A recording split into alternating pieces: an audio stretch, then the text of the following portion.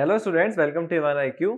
Last class में अपन matter around us pure पढ़ रहे थे और अपन ने काफी सब कुछ पढ़ लिया था कि कौन से प्योर सब्सटेंस होते हैं, कौन से इम्प्योर होते हैं और सेपरेशन टेक्निक्स भी देखी थी। जैसे अगर अपन इम्प्योर मिक्सचर्स की बात कर रहे हैं तो अपन उसके कंपोनेंट्स को सेपरेट कैसे करेंगे। जैसे अपन ने क्या क्या पढ़ा था, तो अपन ने पढ़ा था सेंट्रीफ्यूगेशन क्या होता था, क्रोमेटोग्राफी क्या होती थी, डिस्टिलेशन क्या होता था और फ्रैक्शनल डिस्टिलेशन क्या होता था। और इन सब के अलावा अब अपन को फ्रैक्शनल डिस्टिलेशन के कुछ यूजेस देखने हैं। तो अब हम वहीं से स्टार्ट करते हैं कि फ्रैक्शनल डिस्टिलेशन के यूजेस क्या क्या होते हैं, कैसे कैसे अपन इसको यूज कर सकते हैं।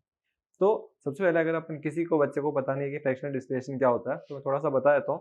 फ्रैक्शनल डिस्टिलेशन एक ऐसी टेक्निक होती है जिससे अपन कोई ऐसे सब्सटेंसेस मिक्स हो गए जो मिसिबल है।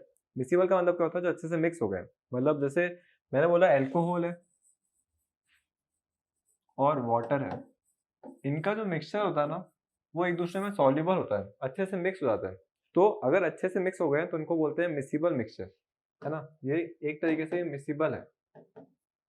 और जो अच्छे से मिक्स नहीं होते हैं उनको बोलते हैं इमिसिबल। तो अपन बात कर रहे हैं मिसिबल लिक्विड्स की। तो अगर मिसिबल लिक्विड्स हैं उनको कैसे सेपरेट करेंगे, तो अल्कोहल और वाटर अगर मिक्स हो गया उसको सेपरेट कैसे करेंगे। तो अल्कोहल जो होता है ना वो लिक्विड स्टेट में है, अगर वो गैसियस स्टेट में जाएगा तो कितने टेम्परेचर पे जाता है, 78 डिग्री सेल्सियस पे। और वाटर जो जाता है वो जाता है 100 डिग्री सेल्सियस पे। तो इन दोनों के बीच में बॉइलिंग पॉइंट का डिफरेंस कितने का है, 25 से कम का है ना। बिलो 25 डिग्री सेल्सियस से कम का है ना इसका।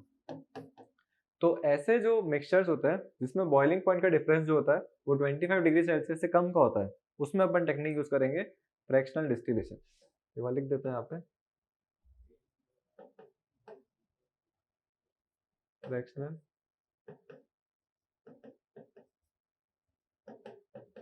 डिस्टिलेशन। ठीक है, तो अपन मिसिबल लिक्विड्स को सेपरेट करने की जो टेक्निक होती है उसको बोलते हैं फ्रैक्शनल डिस्टिलेशन। और वो टेक्निक की कुछ लिमिटेशन है कि बॉइलिंग पॉइंट में डिफरेंस कितने का होना चाहिए, बिलो 25 डिग्री सेल्सियस। अगर बॉइलिंग पॉइंट में डिफरेंस 25 डिग्री सेल्सियस से ऊपर का है तो अपन नॉर्मल टेक्निक यूज करेंगे, उसको बोलते थे डिस्टिलेशन।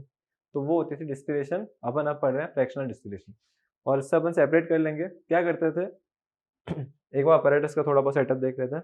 क्या करते हैं, जैसे अपन ने एक मिक्सचर ले लिया, ये अपन का मिक्सचर है। ठीक है, यहाँ पे अपन ने इसको गर्म करने के लिए ट्राइपॉड स्टैंड लगा दिया, ये इसको गर्म कर रहा है। ठीक है, ये फ्लेम है।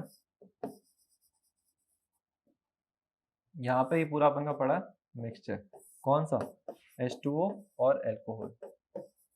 इथाइल अल्कोहल बोलते हैं वैसे उसको। इथाइल अल्कोहल को अपन सेपरेट कर रहे हैं। जैसे ही गर्म करेंगे तो क्या होगा, वेपर्स बनेंगे। और यहाँ पे अपन एक ऐसा कॉलम लगाया है इसके ऊपर, जहाँ से अपन एक थर्मोमीटर भी लगाया, ये थर्मोमीटर है।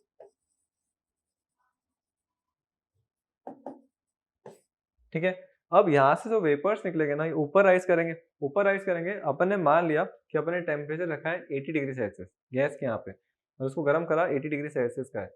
तो 80 डिग्री सेल्सियस पे क्या होगा, कौन बॉईल होगा, वाटर बॉईल होगा 100 डिग्री पे। तो कौन बॉईल होने वाला होगा, जो अपन का अल्कोहल है। अल्कोहल है 78 पे बॉईल होने वाला। तो अल्कोहल बॉईल होना स्टार्ट हो जाएगा। पर इतनी हीट हो रही होगी, क्या पता वाटर के मॉलिक्यूल्स भी थोड़े बहुत बॉईल हो जाए, क्योंकि एक प्रोसीजर में इतनी हीट आ रही है तो थोड़े बहुत वाटर के मॉलिक्यूल्स भी तो जाएंगे। तो ये जो फ्रैक्शनेटिंग कॉलम होता है ना, यहाँ पे अलग अलग लेवल पे अलग अलग टेम्परेचर है। जैसे यहाँ पे 80 है, यहाँ पे 79 ही है, यहाँ पे 78 है। तो जैसे ही 80 पे जाएगा तो क्या होगा, वाटर तो कंडेंस हो जाएगा, क्योंकि वो तो 100 डिग्री पे बॉईल होने वाला था। तो यहाँ पे कंडेंस हो गया। अगर फिर भी वाटर के पार्टिकल्स ऊपर तक चले गए तो 79 पे तो और कम टेम्परेचर हो गया, तो जरूर कंडेंस होगा। फिर भी अगर बच गया तो 78 में तो पक्का वो हो ही जाएगा। लेकिन जो एल्कोहल है वो क्या है, 78 का बॉइलिंग पॉइंट है। बॉइलिंग पॉइंट का मतलब क्या है, वो अभी तक वेपर की फॉर्म में होगा। तो एल्कोहल यहाँ से निकलेगा वेपर की फॉर्म में बाहर, और इस वेपर की फॉर्म को अपन ले लेंगे एक नई ट्यूब के अंदर।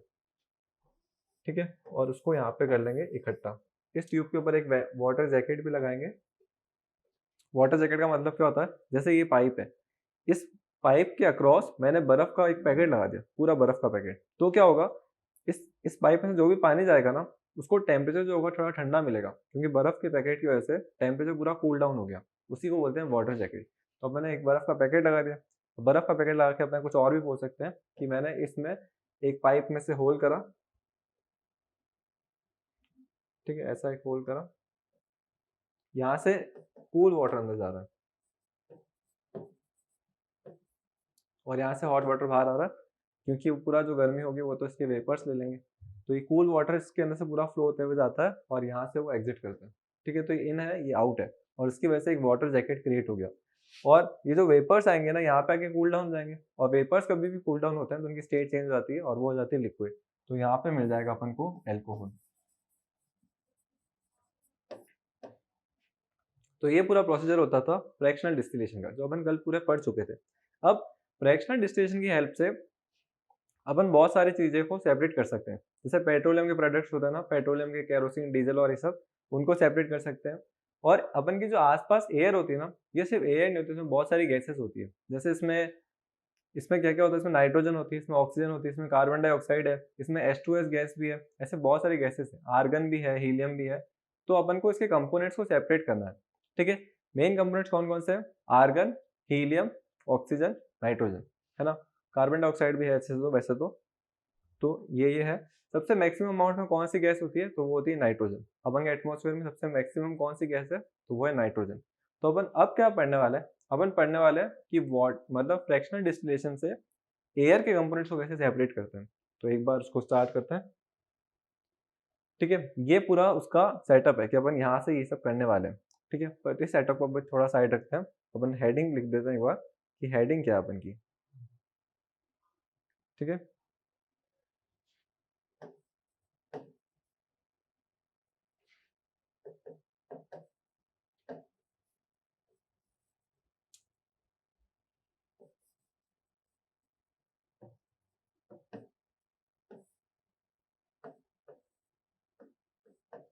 ठीक है, separation of gases from air. कौन कौन सी गैसेस होती है वो अपन देख लेते हैं। सबसे पहले, इससे पहले क्या है कि एयर जो होती है ना, उसकी स्टेट क्या है? सॉलिड है, लिक्विड है कि गैस है? एयर गैसियस स्टेट है। तो अपन क्या चाहते हैं कि एयर जो है ना, अपन ने आसपास की एयर ले ली, अब उसमें से अपन को ऑक्सीजन को अलग करना है। क्यों करना है? उसका रीजन क्या है? क्योंकि प्योर ऑक्सीजन जो होती है ना, वो रेस्पिरेशन में हेल्प करती है। जो भी ऐसे होते हैं ना, जो पेशेंट्स होते हैं, उनको प्योर ऑक्सीजन चाहिए होती है। जैसे कोविड के पेशेंट की, जब अपन कोविड क्राइसिस चल रहा था, तो अपन सुनते थे ना कि कोविड में ऑक्सीजन सिलेंडर्स की बहुत ज़्यादा रिक्वायरमेंट थी। क्यों थी? क्योंकि उनको प्योर ऑक्सीजन मिलेगी तो उतनी उनको वो मशक्कत नहीं करनी पड़ेगी। प्योर ऑक्सीजन मिलती है तो उससे रेस्पिरेशन बहुत ईज़िली होता है, और फिर इनहेलेशन इन सब में लेवल मेंटेन रहता है। प्योर ऑक्सीजन काफ़ी हेल्पफुल होती है। जो भी पेशेंट्स होते हैं, जो मतलब एनर्जी के हिसाब से बहुत लो हो गए हैं, उनको प्योर ऑक्सीजन काफ़ी सही मिलेगी। तो अपन को एयर के अंदर से मान लेते हैं अपन को ऑक्सीजन को अलग करना है, ठीक है। क्योंकि एयर में तो कार्बन डाइऑक्साइड भी है, नाइट्रोजन भी है, पर अपन को सिर्फ ऑक्सीजन चाहिए। तो कैसे सेपरेट करेंगे? ये पूरी टेक्निक कौन सी होती है? फ्रैक्शनल डिस्टिलेशन ऑफ एयर, ठीक है। उसका सेटअप अपन का, ये उसका सेटअप है। तो अपन देखते हैं कैसे करते होंगे।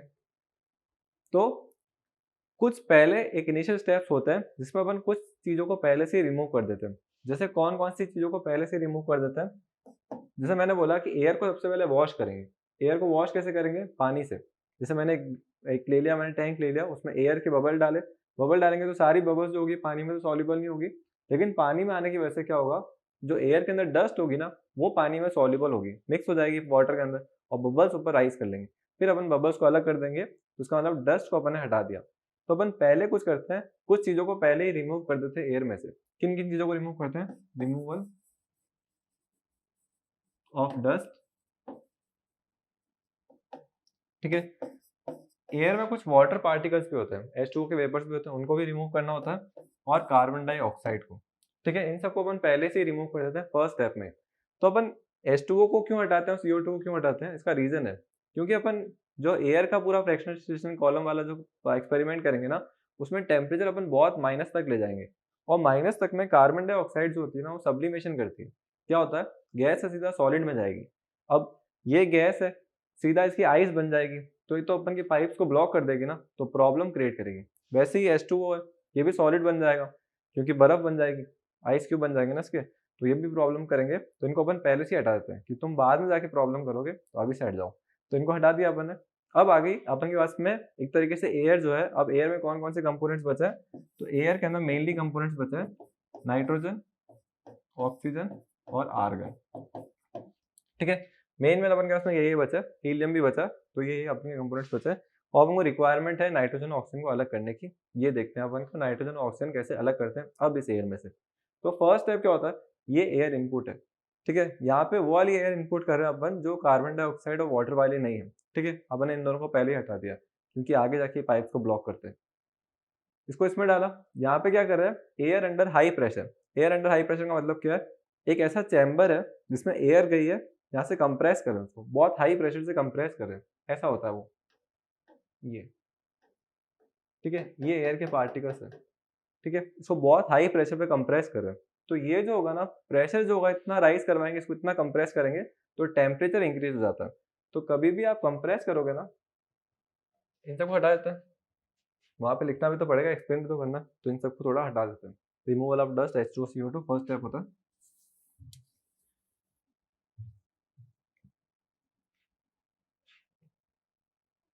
ठीक है, कभी भी आप कोई भी चीज को कंप्रेस करोगे ना, जो गैसियस फॉर्म की है, उसकी वजह से टेम्परेचर राइज हो जाएगा। तो इस वाले पॉइंट पे जो एयर हुई, कंप्रेस जो एयर होगी, उसका टेम्परेचर बहुत ज्यादा राइज हो जाएगा। तो अपन ऐसे बोल सकते हैं, because of compression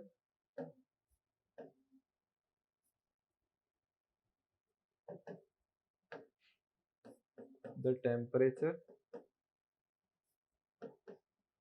of air rises. ठीक है, कंप्रेशन की वजह से क्या होगा, टेम्परेचर एयर का बहुत ज्यादा राइज हो जाएगा, है तो अभी भी गैसियस स्टेट में।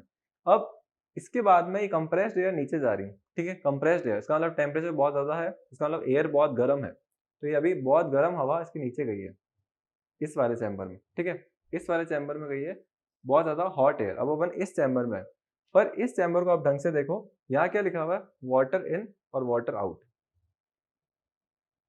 ठीक है, वाटर इन और वाटर आउट। वाटर इन और वाटर आउट क्यों करवा रहे हैं यहाँ पे, अपन बहुत ज्यादा चिल्ड पानी, जैसे अपन ऐसे बोलते हैं बहुत ज्यादा चिल्ड वाटर डालेंगे, इसका मतलब एक तरीके से बर्फ का पैकेट ही है, वापस से वाटर जैकेट लगा रहे हैं।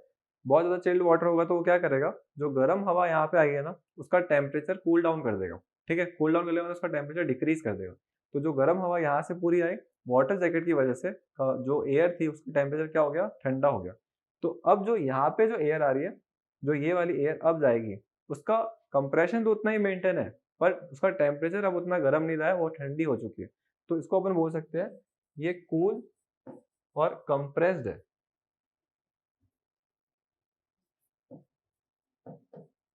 ठीक है, ऐसा क्यों, यहाँ पे क्या हो रहा था कंप्रेशन, तो उसकी वजह से उसका टेम्परेचर राइज हो गया था, और यहाँ पे अपन ने क्या किया, उसका टेम्परेचर वापस से डिक्रीज कर दिया वाटर जैकेट की हेल्प से। तो अब वो कंप्रेस तो है, और उसका टेम्परेचर उतना ज्यादा राइज नहीं हुआ जितना पहले था, अब वो ठंडी हो चुकी है। तो ये कूल कंप्रेस्ड एयर, ठीक है, जैसे यहाँ पे ये वाला पार्ट, ठीक है, अब जो एयर जा रही है वो कूल कंप्रेस्ड एयर है इसके बाद में, ठीक है, तो इसको मैंने वैसे भी लिखा हुआ ही है यहाँ पे, तो क्यों लिखे, अरे बड़ा रबर चाहिए यार। ठीक है, तो ये कूल कंप्रेस्ड एयर आ गई। अब ये आई है ब्लू वाले पार्ट में, ब्लू वाले पार्ट में क्या होगा, तो अब कंप्रेस्ड एयर है, कंप्रेस का मतलब होता है जैसे अपन परफ्यूम देखते हो, परफ्यूम में क्या होता है, गैस होती है, एक लिक्विड है जो बहुत कंप्रेस हुआ हो, उस टैंक में डला हुआ है, जो भी उसका कैन वैन होता है, तो ये परफ्यूम है जैसे, ठीक है, इसके ऊपर ऐसे नॉब लगी हुई होती है, और ये स्प्रे वाला, ठीक है, जैसे जब अपन इसको प्रेस करते हैं तो क्या होता है, वो बहुत ज्यादा कंप्रेस हुआ हुआ है, और जैसे ही प्रेस करेंगे तो क्या होता है, वो इजेक्ट होता है, ठीक है, और इजेक्ट होने की वजह से क्या होता है, वो एक्सपेंड होता है, अंदर तो कंप्रेस हुआ हुआ था, जैसे ही वो एक्सपेंड होगा तो उसकी स्टेट चेंज हो जाती है, जैसे उसकी स्टेट चेंज होती है और उसकी स्टेट चेंज हो जाती है लिक्विड में। तो अपन जैसे अपन परफ्यूम को यहाँ छिड़कते हो, अपन क्या देखते हैं, वो लिक्विड स्टेट में, वो जो पूरा पार्ट है ना, उसमें भी बहुत बड़ी साइंस है, वो बहुत ज्यादा कंप्रेस हुआ हुआ गैसियस फॉर्म का था, और जैसे उसका कंप्रेशन हटाते हैं, मतलब जैसे एक्सपेंड करवाते हैं, जैसे उसको अपन इजेक्ट करवाते हैं, तो वो उसकी स्टेट चेंज हो रही है लिक्विड में। तो वही स्टेप अपन करने वाले हैं यहाँ पे, अपन एक कूल एयर है, कंप्रेस्ड है, और उसको क्या करवाएंगे, एक इजेक्टिंग इजेक्टिंग जेट से एक्सपेंड करवाएंगे, उसको छोड़ेंगे, रिलीज करेंगे, जैसे परफ्यूम में होता है, और इसकी वजह से क्या होगा, उसकी स्टेट पूरी चेंज हो जाएगी, और स्टेट हो जाएगी लिक्विड, है ना, जैसे परफ्यूम होता है ना, वैसे ही एयर की स्टेट। तो आप समझ रहे हो कि क्या हो रहा होगा, एयर गैसियस स्टेट वाली जो चीज है, उसको अपन ने इतना कंप्रेस करा है, फिर इतना कूल डाउन करा है, और इतना उसको इजेक्ट करवाया, एक्सपेंड करवाया, कि उसकी स्टेट हो चुकी है अब लिक्विड स्टेट, यहाँ पे, ठीक है, तो यहाँ पे क्या लिखा हुआ है, compressed air is allowed to expand and air is liquefied, ठीक है, यहाँ पे उसको एक्सपेंड होने दिया इजेक्टिंग जेट की हेल्प से, उसकी वजह से वो कंप्रेशन हटा, और कंप्रेशन हटने से उसकी स्टेट चेंज हो गई गैसियस से लिक्विड में। अब यहाँ पे जो एयर आई है वो कैसी स्टेट में, लिक्विड स्टेट में।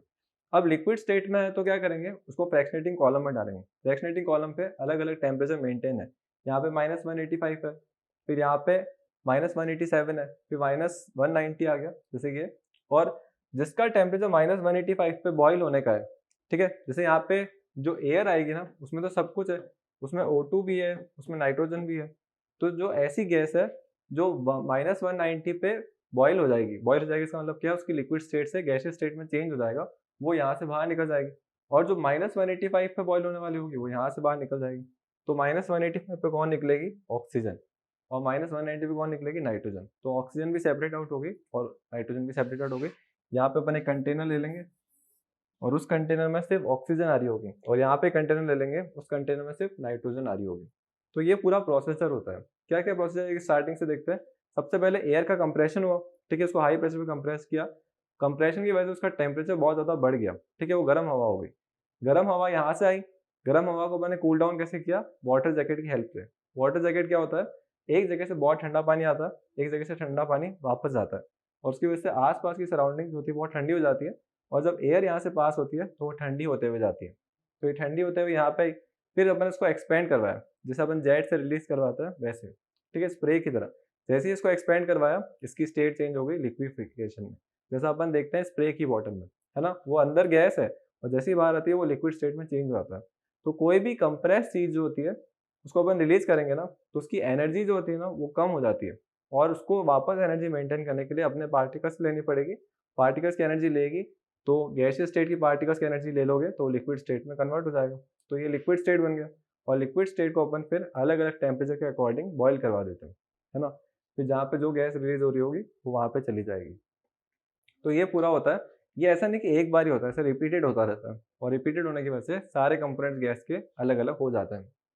ठीक है, तो अपन को पूरा आ गया, पर कुछ चीज़ें इसमें नोटिस करने वाली है जो काफ़ी इंपॉर्टेंट है, वो अभी अपन नोटिस करते हैं।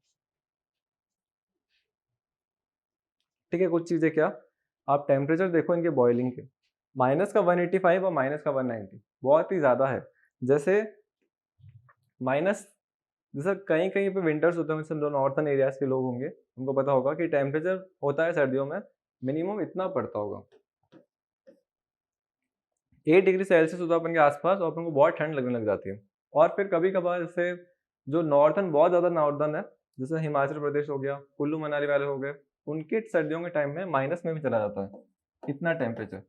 तो मतलब वहाँ तक भी जाना बहुत बड़ी बात है, मतलब वहाँ पे आइस जम जाती है। ठीक है, जैसे अपन का आइस क्यूब जो होता है, अपन के फ्रिज के अंदर आइस क्यूब है, वो माइनस टेम्परेचर पे है, पर वो भी इतना नहीं है, -8 से ज़्यादा -8 हुआ, पर ये तो बहुत ज़्यादा कम हो गया, -190। तो इतना टेम्परेचर मतलब बहुत ज़्यादा कूल डाउन होने के बाद में ऑक्सीजन जो होगी वो लिक्विड स्टेट में आएगी। ठीक है, इतना कम, मतलब नाइट्रोजन जो होगी वो लिक्विड स्टेट में आएगी। तो अपन को इतना कम टेम्परेचर करना पड़ेगा, तो जाके नाइट्रोजन को अपन लिक्विड स्टेट में कन्वर्ट कर सकते हैं। बाकी तो फिर वो गैसियस स्टेट में है ही, जो भी अपन के आसपास पड़ी हो गैसियस स्टेट ही है। तो अपन को एयर को अगर लिक्विफाइड करना है तो इतने कम टेम्परेचर पे जाना है, -190 पे। तो इतना कम टेम्परेचर मेंटेन होता है वहाँ पे। तो बस ये बताना था। ठीक है, अब अपन को थोड़ी-सी एक टेबल दी हुई है बुक में, अब उससे रिलेटेड कुछ ना कुछ क्वेश्चंस वो पूछ सकते हैं, तो अपन वो बुक से रिलेटेड थोड़ी बहुत वो टेबल के बारे में भी नोटिस करते हैं, क्या-क्या चीज़ें हैं उसमें। तो आप टेबल एक बार देख लो, जो भी एटमॉस्फेयर की गैसेस है ना, उनके कुछ ना कुछ बॉइलिंग पॉइंट दिए हुए हैं। जैसे आर्गन का दिया हुआ -186, नाइट्रोजन का -196, ऑक्सीजन का -183, हीलियम का, क्रिप्टॉन का। ये अपन की जो मेन गैसेस है, अपन को नाइट्रोजन, आर्गन, ऑक्सीजन और हीलियम, इनके मेन पता होने चाहिए, क्योंकि ये मेजरली इन्हीं के रिलेटेड क्वेश्चंस पूछते हैं। और अगर आपको ऐसा लग रहा है कि इतने कौन याद रखेगा, तो आप नाइट्रोजन और ऑक्सीजन का याद कर लेना, है ना। माइनस का मतलब आपको न्यूमेरिकल वैल्यू नहीं पता होनी चाहिए, पर थोड़ी बहुत ऐसे डायग्राम वायग्राम बनाने में भी याद रहेगा ना, कि अगर आपको ऐसा बोल दिया कि how you will separate the components of air using fractional distillation, ठीक है, depict it with the help of a diagram, तो आप उसका डायग्राम बनाना पड़ेगा। तो डायग्राम आप ऐसा बनाओगे और उसमें टेम्परेचर लिखोगे कैसे, क्योंकि बॉइलिंग पॉइंट तो याद होना चाहिए तभी लिख पाओगे ना, तो फिर थोड़े बहुत डायग्राम पता होने चाहिए। तो ये सब था इसमें।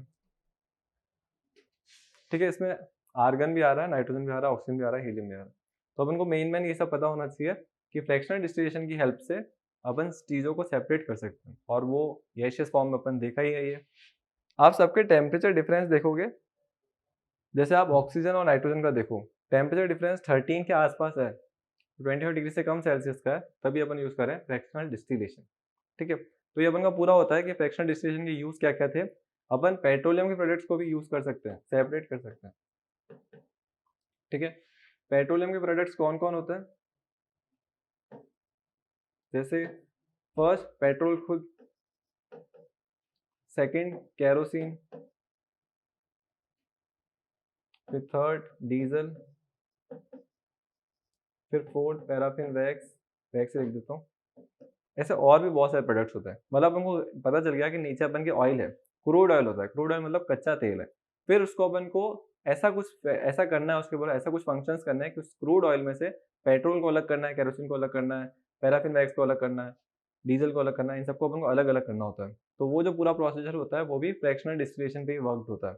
जिसे अपन रिफाइनरी बोलते हैं ना, वो एक तरीके से उसी पे है। तो कंपोनेंट्स को सेपरेट कर रहे हैं, कंपोनेंट्स को सेपरेट कर रहे हैं, तो मेटल एक तरीके से वही तो अपन पढ़ रहे हैं कि कंपोनेंट सेपरेशन टेक्निक्स क्या-क्या होती है। तो फ्रैक्शनल डिस्टिलेशन का उसमें बहुत बड़ा यूज़ होता है, ठीक है? तो पेट्रोलियम प्रोडक्ट्स हो गए और एयर के प्रोडक्ट्स को सेपरेट करने में भी ये काफ़ी ज़्यादा हेल्पफुल है, ठीक है? तो अपन का ये पूरा हो चुका है। अब कुछ ये सारे टेक्निक्स अपन ने पढ़ लिए। अपन ने कौन-कौन सी टेक्निक्स पढ़ी है? सबसे पहले पढ़ा इवेपोरेशन। इवेपोरेशन में क्या होता था? सॉलिड सब्सटेंस अगर वाटर मिक्स हो जाता था, उसको गर्म करके अपन वाटर को इवेपोरेट करवा देंगे और सॉलिड सब्सटेंस का सॉलिड फॉर्म मिल जाएगा। फिर अपन सेकंड पढ़ा सब्लिमेशन। सब्लिमेशन का मतलब क्या होता है कि कोई 2 चीज़ें ऐसी मिक्स हो गई है, जिसमें से एक सब्लिमेशन करेगी। इसका मतलब क्या होगा? जैसे इसको गर्म करेंगे तो वो जो होगी, वो गैसियस स्टेट में चेंज हो जाएगी और सॉलिड वाला नीचे रह जाएगा, तो हम उसको सेपरेट कर लेंगे और वो जो ऊपर गैसियस स्टेट की मिली है, उसको अलग कर देंगे। उसके एग्जांपल्स पढ़े थे अमोनियम क्लोराइड के, आयोडीन के और एम ये दोनों ही सब्लिमेबल हैं और अगर ये सॉल्ट से मिक्स हो जाएगी तो कैसे सेपरेट करेंगे। फिर अपन ने क्रोमेटोग्राफी पढ़ा, कलर का सेपरेशन। फिर सेंट्रीफ्यूगेशन पढ़ा। सेंट्रीफ्यूगेशन में क्या होता है, कोलाइडल सॉल्यूशन अगर है तो उसके कंपोनेंट्स को कैसे सेपरेट कर सकते हैं। और फिर अपन ने काफ़ी ऐसे पढ़ते गए, डिस्टिलेशन पढ़ा, फ्रैक्शनल डिस्टिलेशन पढ़ा। अब अपन थोड़ा-सा एक ऐसा पढ़ने वाले हैं टेक्नोलॉजी जिसमें वाटर ट्रीटमेंट है। जैसे अपन के घर में पानी आता है ना, वो कहीं न कहीं से तो फ़िल्टर होके आता होगा ना, तो फ़िल्टर कैसे होता है? तो कुछ बच्चों ने 8th में इसे पढ़ा हुआ होगा, पर 9th में वापस से दिया हुआ है कि वाटर ट्रीटमेंट कैसा होता है, उसमें क्या-क्या स्टेप्स इंक्लूडेड होते हैं।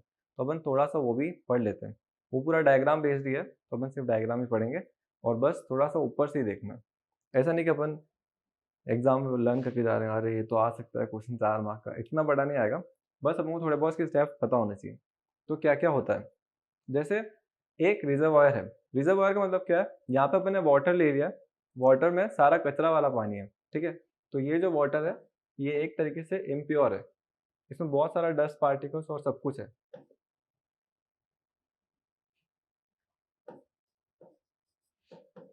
रिजर्वॉयर क्या होता है? एक स्टोरेज टैंक, ठीक है? किसी-किसी के यहाँ पे लेक होती है, किसी-किसी के यहाँ पे टैंक्स होते हैं, ऐसे अलग-अलग कैनाल-वैनाल सिस्टम के होते हैं। तो एक अपन ऐसा बोल रहे हैं कि रिजर्वॉयर जहाँ पे पानी इकट्ठा होता है, गंदा पानी। अब रिजर्वॉयर से क्या होता है? एक सेडिमेंटेशन टैंक कनेक्टेड होता है। सेडिमेंटेशन का मतलब क्या होता है? जिसमें जो हेवी पार्टिकल्स होंगे वो नीचे सेटल डाउन हो जाएँगे। तो अपन क्या करेंगे, इसमें डालेंगे और इसका ऐसे एयरिंग होती है। एयरिंग वाला इसको अपन बहुत अच्छे से घुमाते हैं, स्पिनिंग होती है सेडिमेंटेशन से पहले की। तो वो यहाँ पे नहीं दिया हुआ है स्पिनिंग वाला, सीधा सेडिमेंटेशन दे दिया। तो क्या हुआ? वाटर सेडिमेंटेशन में आया। अब इसमें जो भी हेवी पार्टिकल्स होंगे ना, जैसे वुड के कुछ टुकड़े हैं, कुछ पत्थर आ गए या फिर कुछ लीव्स के टुकड़े आ गए, वो जो सब हैवी है, वो क्या हो जाएँगे, नीचे सेटल डाउन हो जाएँगे, ठीक है? सेडिमेंटेशन में जो भी हैवी पार्टिकल्स हैं, वो नीचे सेटल डाउन हो जाएँगे और जैसे वुड है, उसकी डेंसिटी कम है, तो ऊपर फ्लोट कर रही होगी, तो उसको ऊपर से हटा देंगे और जो नीचे सेटल डाउन हो गए, उनको नीचे रखेंगे। तो जो वाटर बचेगा, उसमें सारा डस्ट तो यहाँ पे आ जाएगा ना, जो ये भारी पार्टिकल्स है, वो तो नीचे आ गए। अब ये जो वाटर बचा हुआ है, ये तो काफ़ी सही पानी है, मतलब डस्ट प्रूफ है ये, तो इसको अपन ले लेंगे दूसरे वाले टैंक में, ठीक है? इसको बोलते हैं लोडिंग टैंक। लोडिंग टैंक का मतलब क्या है? थोड़ा लोड होने दो। लोड मतलब जो भी इम्प्यूरिटीज़ हैं, जो भी कचरे-वचरे हैं, उनको यहाँ पे ऐसे पड़े रहने दो, ठीक है? तो थोड़ी देर के बाद में ऐसा होगा कि यहाँ पे इम्प्यूरिटीज़ नीचे आ जाएगी और कुछ बैक्टीरिया-वैक्टीरिया अगर इसमें है, तो अपन इसमें एयरेशन कर देंगे, एयर डालेंगे। एयर में क्या होता है, बहुत सारे बैक्टीरिया होते हैं और बैक्टीरिया अपन के लिए कभी-कभार हेल्पफुल भी होते हैं, क्योंकि इसमें कुछ नाइट्रोजनस प्रोडक्ट्स हैं या फिर कुछ ऐसी चीज़ें हैं जो ऑर्गेनिक है, जो अपन के वाटर में अगर आ गई, अगर अपन ने उसको खा लिया, तो उससे प्रॉब्लम हो जाएगी। तो वो बैक्टीरिया जो होंगे ना, वो उस ऑर्गेनिक चीज़ों को किल कर लेंगे, उन चीज़ों को खा लेंगे। तो यहाँ पे एयरेशन वाला एक पार्ट होता है। हवा डालते हैं और हवा के अंदर से क्या होता है, हवा के अंदर बैक्टीरिया और ये सब होते हैं। तो यहाँ पे मतलब एक तरीके से जो भी ऑर्गेनिक चीज़ें फूड वाटर में बच गई थी, जो क्लियरली दिख रही नहीं थी, वो चीज़ें खत्म हो गई है। अब जो वाटर है ऑलमोस्ट प्योर नहीं हुआ है, अभी भी इसमें बहुत सारे कचरे हैं। तो वो वाटर को अपन एक लेयर से पास करवाते हैं। लेयर मतलब जैसे बहुत पतली सी सैंड, फिर थोड़ी मोटी सैंड, फिर और मोटी सैंड, ऐसे करते-करते। तो ये लेयर्स हैं सैंड की। सबसे पहले क्या है ये फाइन सैंड है, बहुत पतली सैंड है। फिर क्या है ग्रेवल्स, ग्रेवल्स क्या होंगे, फाइन सैंड से थोड़े बड़े पार्टिकल्स, मतलब ऐसे कंकर टाइप।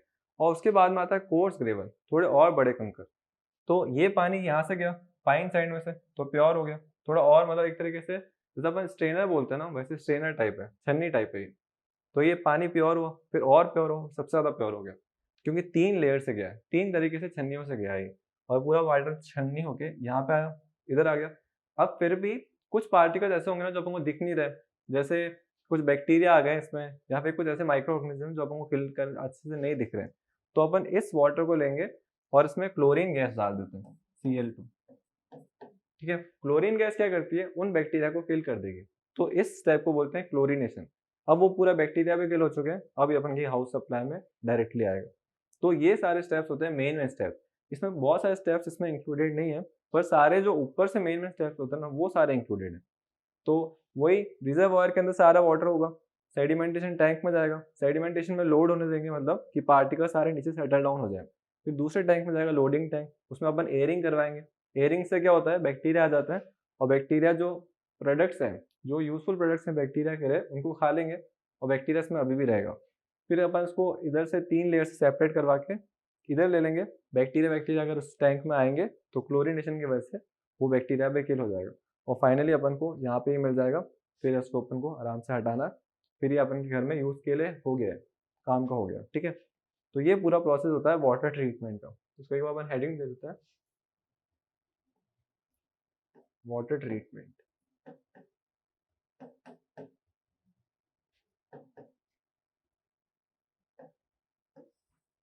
ठीक है, तो ये आ गया वाटर ट्रीटमेंट वाला पूरा पार्ट।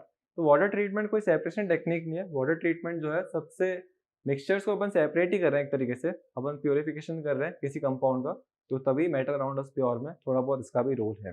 तो थोड़ा बहुत आपको डायग्राम पता होना चाहिए, इसके स्टेप पता होना चाहिए बस। इसके बारे में थ्योरी कोई नहीं है बुक में।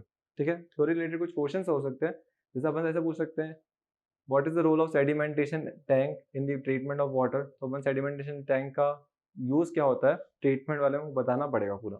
या फिर ऐसा पूछ सकते हैं, what is the use of chlorination in the water treatment, तो उसका यूज बताना। तो ये सब मतलब मेन मेन चीज़ें होती है कि अपन क्या क्या करके इसमें हेल्प कर सकते हैं, क्लोरीनेशन का क्या काम है पूरे वाटर ट्रीटमेंट वाले स्टेप में। तो बस इतना ही था ये। अब अपन आते हैं नेक्स्ट स्टेप पे। नेक्स्ट एक अपन का वो बच गया है सेपरेशन टेक्निक। जैसे अपन ने सारे प्रोसेस पढ़े ना, chromatography, centrifugation, distillation, fractional distillation, उसमें एक है, उसको बोलते हैं क्रिस्टलाइजेशन।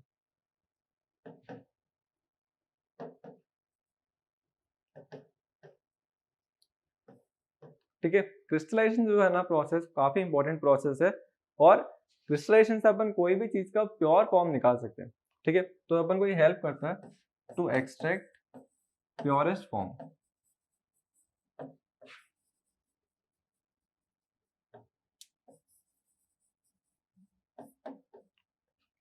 अब प्योरेस्ट फॉर्म अपन कैसे निकाल सकते हैं, तो प्योरेस्ट फॉर्म आती है क्रिस्टल की फॉर्म में, इन द फॉर्म ऑफ क्रिस्टल्स।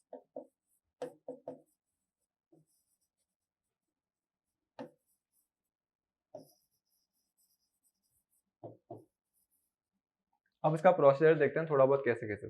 जैसे कोई भी चीज ऐसी होती है ना जो पानी में डिजोल्व हो सकती है, सॉल्युबल होती है, उसी में ये सब यूज हो रहा होगा।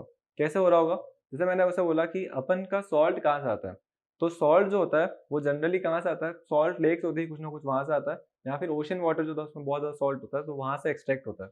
अब सॉल्ट को प्योर फॉर्म में एक्सट्रैक्ट करना है, वो कैसे करते होंगे। तो जैसे मान लिया कि अपन ने ये सॉल्ट वाटर लिया, ठीक है, ये पानी है, और ये सॉल्ट, इसका मतलब इसमें सॉल्ट के पार्टिकल्स हैं। सॉल्ट के पार्टिकल्स, इसका मतलब इसमें क्या है, NaCl है। तो अपन फर्स्ट स्टेप क्या करेंगे, इसमें से अपन को NaCl निकालना है with the help of a process whose name is crystallization. ठीक है, अपन क्रिस्टलाइजेशन की हेल्प से इसमें से NaCl को अलग करना है। तो अपन इसको गर्म कर देंगे। पहला स्टेप क्या है, इसको हीट करेंगे। हीट करेंगे तो क्या होगा, जो बाकी इंप्योरिटीज है ना पानी में सॉल्युबल, उसमें मिक्स हो जाएगी, सॉल्ट भी इसमें मिक्स हो जाएगा अच्छे से। नेक्स्ट स्टेप क्या करेंगे, इसको एक दिन के लिए ऐसे ही रख देंगे, पूरा के पूरा इसको ऐसे ही रख रहे हैं। तो क्या होगा, इसके क्रिस्टल्स बनने में हेल्प होगी। कैसे बनाएंगे क्रिस्टल्स, अपन एक थ्रेड लेंगे, थ्रेड, नॉर्मल थ्रेड, ये थ्रेड यहाँ पे सस्पेंड करी, और थोड़े दिनों के बाद में, एक दो या 2 दिन के बाद में, अब उसको अपन हीट करके छोड़ चुके थे, फिर अपन उसमें थ्रेड डाल दिए, और 2-3 दिनों के बाद में अपन ने क्या नोटिस करा कि यहाँ पे क्रिस्टल्स इकट्ठे हो गए। ठीक है, ऐसे क्रिस्टल्स इकट्ठे हो गए, और ये थोड़े से ऐसे हो गए। अब उस थ्रेड को अपन बाहर निकालेंगे ना, तो उसमें क्या देखेंगे, उसमें NaCl के क्रिस्टल्स आ चुके हैं। ऐसा क्यों हुआ? कुछ NaCl के पार्टिकल्स को थ्रेड जो थी वो अट्रैक्टिव फोर्स लगे। कोई ऐसे फोर्सेस होते हैं पार्टिकल्स के बीच में, तो उसमें से कुछ सॉल्ट के पार्टिकल्स यहाँ पे आके इकट्ठा होने लगे थे, क्योंकि इनकी काइनेटिक एनर्जी ज़्यादा थी, टेम्परेचर गर्म हुआ हुआ था ना ये उस टाइम पे, तो उसकी वजह से यहाँ पे आके इकट्ठे होने लगे। और थोड़ी देर के बाद में क्या हुआ, और सॉल्ट के पार्टिकल्स पे इकट्ठे होने लगे, अट्रैक्ट होने लगे, क्योंकि सॉल्ट सॉल्ट को अट्रैक्ट करेगा।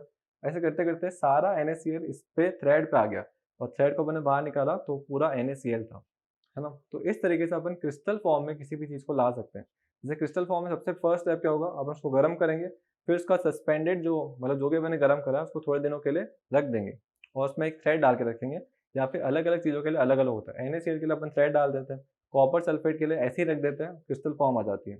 तो अपन को अगर कोई भी चीज़ क्रिस्टल फॉर्म में चाहिए होती है ना, तो अपन फर्स्ट स्टेप क्या करते हैं, उसको गर्म करते हैं उसके सॉल्यूशन को, और उसके सॉल्यूशन को थोड़े दिनों के लिए अनडिस्टर्ब छोड़ देते हैं, और फिर थ्रेड डाल देते हैं उसमें। थ्रेड की वजह से क्या होता है, अगर थ्रेड के अंदर से कुछ हुआ नहीं, जैसे एक्सपेरिमेंट फेल हो गया, तो आप एक और चीज़ भी कर सकते हो।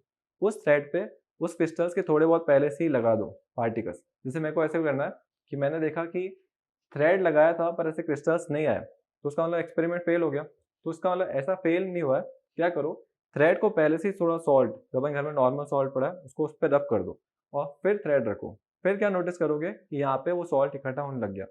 तो पहले फेल क्यों हुआ था? क्योंकि वो जो सॉल्ट थे ना, वो थ्रेड से अट्रैक्ट नहीं हो पा रहे थे। इसके अंदर जो सॉल्युबल थे ना, वो थ्रेड से अट्रैक्ट नहीं हुए।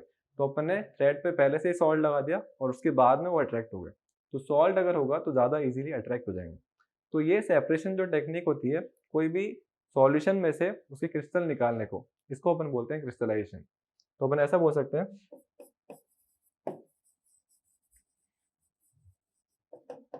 The separation technique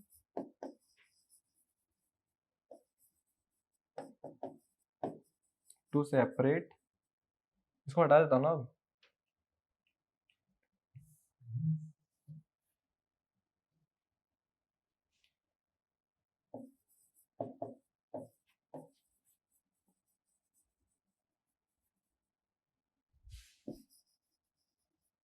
from a solution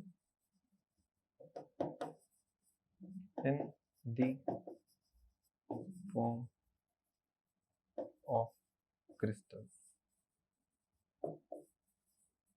ठीक है, ऐसी सेपरेशन टेक्निक जिसमें अपन सॉल्यूशन में से उस कंपाउंड को एक्सट्रैक्ट कर लेते हैं फॉर्म ऑफ क्रिस्टल्स की फॉर्म में, तो उसको अपन बोलेंगे क्रिस्टलाइजेशन प्रोसेस। ठीक है, ऑलमोस्ट ये इवेपोरेशन जैसा ही है, बस इवेपोरेशन में अपन गर्म करते ही रहते हैं, बहुत ज़्यादा हीट का लॉस होता है। पर क्रिस्टलाइजेशन में क्या करते हैं, थोड़ा सा गर्म करके उसको रख देते हैं, और फिर वो अपने आप क्रिस्टलाइज की फॉर्म में, क्रिस्टल की फॉर्म में अलग हो जाता है। तो अपन की बुक में क्रिस्टलाइजेशन के लिए NaCl का एग्जाम्पल दिया, जो भी अपन घर में कॉमन सॉल्ट आ रहा है ना, वो कौन से प्रोसेस से सेपरेट होकर आता है, क्रिस्टलाइजेशन प्रोसेस से। कॉपर सल्फेट होता है, वो भी कॉपर सल्फेट जो होता है, CuSO4 लिख रहा था मैं, पर अभी कुछ अपन एटम से मॉलिक्यूल्स नहीं पढ़ा है, तो CuSO4 थोड़ा सा दिक्कत आएगा समझने में, तो मैं पूरा लिख देता हूँ, कॉपर सल्फेट। कॉपर सल्फेट भी एक केमिकल होता है, और उसके क्रिस्टल्स को अपन सेपरेट कर सकते हैं क्रिस्टलाइजेशन प्रोसेस की हेल्प से। सीधा ब्लू कलर के पार्टिकल्स दिखेंगे उसमें। तो ये होता है कॉपर सल्फेट का सेपरेशन किस में करोगे, जैसे कॉपर सल्फेट और वाटर मिक्स हो गया, तो कैसे सेपरेट करोगे, कौन सी टेक्नोलॉजी यूज करोगे, तो क्रिस्टलाइजेशन। वाटर में सॉल्ट मिक्स हो गया, तो उसको कैसे सेपरेट कर सकते हो सॉल्ट को, तो क्रिस्टलाइजेशन से। और अगर प्योर क्रिस्टल नहीं चाहिए तो आप इवेपोरेशन भी यूज कर सकते हो। तो क्रिस्टलाइजेशन इवेपोरेशन का थोड़ा एडवांस वर्जन है, बस इतना है, वो प्योरेस्ट फॉर्म देता है, और इतना ज़्यादा हीट लॉस भी नहीं होता, और इवेपोरेशन में बहुत ज़्यादा हीट लॉस हो जाता है।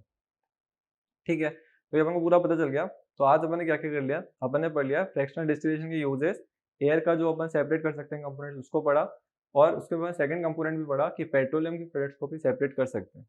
फिर अपन ने थर्ड पढ़ा कि वाटर ट्रीटमेंट जो अपन घर पे होता है वो कैसे होता होगा, जो अपन घर पे पानी आता है वो कहाँ से ट्रीट होते-होते आता होगा।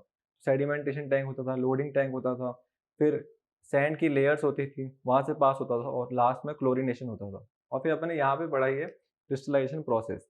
क्रिस्टलाइजेशन प्रोसेस क्या था, तो वो बस सिंपल सा था कि अपन कोई भी चीज़ को प्योरेस्ट फॉर्म में कैसे एक्सट्रैक्ट करवा सकते हैं।